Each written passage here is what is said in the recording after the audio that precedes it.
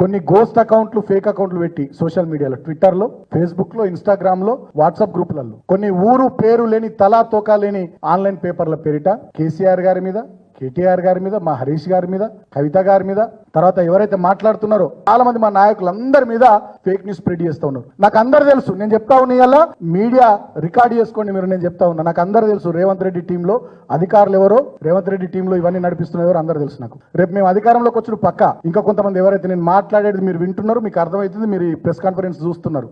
నేను చెప్తున్నా కేసీఆర్ కేటీఆర్ హరీష్ అన్న వాళ్ళు మిమ్మల్ని నిడిచిపెట్టినా నేను మిమ్మల్ని నిడిచిపెట్టా. అధికారంలోకి 4 రోజులు వెనక ముందు మేము వచ్చుడు పక్క మిమ్మల్ని నిడిచిపెట్టాం. రాజకీయాలు చేస్తే ఫేర్గా చేసుకుందాం. మీరు అధికార పక్షం, మేము ప్రతిపక్షం. మేము ప్రజల గురించి మాట్లాడతాం, ప్రజా సమస్యల గురించి మాట్లాడతాం.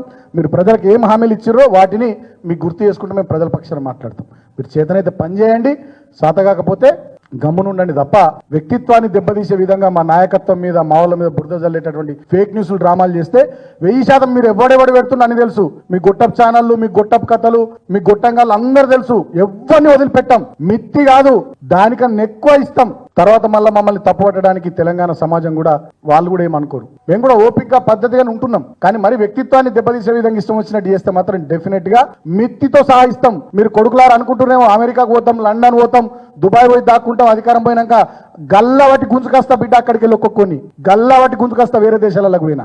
నేను సత్యాగ పురాతు నేను చెప్తున్నా, నేను ఉద్యమంలో 14 ఏళ్ళు పనిచేసినా, ఎన్నోసార్లు పోలీస్ దెబ్బలు తిన్నా, జైళ్ళకు పోయినా, నేను ఎవరినయ్యాక భయపడలే, అన్కాంప్రమైజ్డ్గా కొట్లాడినా. రేవంత్ రెడ్డి కూడా తెలిసి విషయం. ఇప్పుడు మా టైం కాకపోవచ్చు, అది కూడా చెప్తున్నా, ఇప్పుడు మా టైం కాకపోవచ్చు, డైరీ మెయింటైన్ చేస్తున్నాం, అందరం మొత్తం రాసుకుంటున్నాం. అధికారులు అదేవిధంగా ఈ సోషల్ మీడియా గాళ్ళు అన్ని రాసుకుంటున్నాం, ఎవరిని వదిలిపెట్టాం. ఇష్యూస్ మీద మాట్లాడతాం, ఇష్యూస్ మీద ఫైట్ చేస్తాం. మీరు కూడా ఇష్యూ బేస్డ్గా ఉండుంటారు, మేము కాదంటలేము.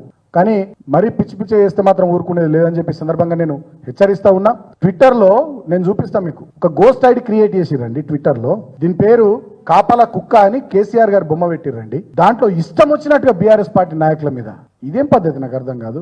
బీహార్ తరహా, ఉత్తరప్రదేశ్ తరహా రాజకీయాలు తీసుకొద్దాం అనుకుంటున్నారా తెలంగాణలో?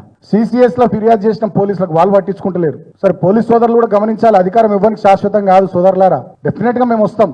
తర్వాత ఇంకా కొన్ని పుల్స్ ఆఫ్ తెలంగాణ అవో ఇవో ఇంకా కొన్ని గోస్ట్ ఐడీలు పెట్టి ఇష్టం వచ్చినట్టుగా. దేనికైనా లిమిట్ ఉంటుంది, పద్ధతి ఉంటుంది. ఇష్యూస్ మీద మాట్లాడదాం, విషయాల మీద మాట్లాడదాం, విధానాల మీద మాట్లాడదాం, అంతే తప్ప ఈ రకంగా వ్యక్తిత్వాన్ని దెబ్బతీసే విధంగా ఇది కరెక్ట్ పద్ధతి కాదని చెప్పి నేను కోరుతా ఉన్నా. యథా రాజా తదా ప్రజా అన్నట్టు అయిపోయింది. రేవంత్ రెడ్డి మైక్ దొరకంగానే పూనకం వచ్చినట్టు లాగుల తొండలు జొరగొడతా, మెడల పేగులు వేసుకుంటా అనేటటువంటి విషయాలు ఆయన మాట్లాడుతున్నాడు కాబట్టి కింద అట్లా తయారైందని నేను అనుకుంటున్నా. కాబట్టి ఇటువంటి పద్ధతి మార్చుకోవాలని చెప్పి నేను కాంగ్రెస్ పార్టీని, రేవంత్ రెడ్డిని కోరుతా ఉన్నా.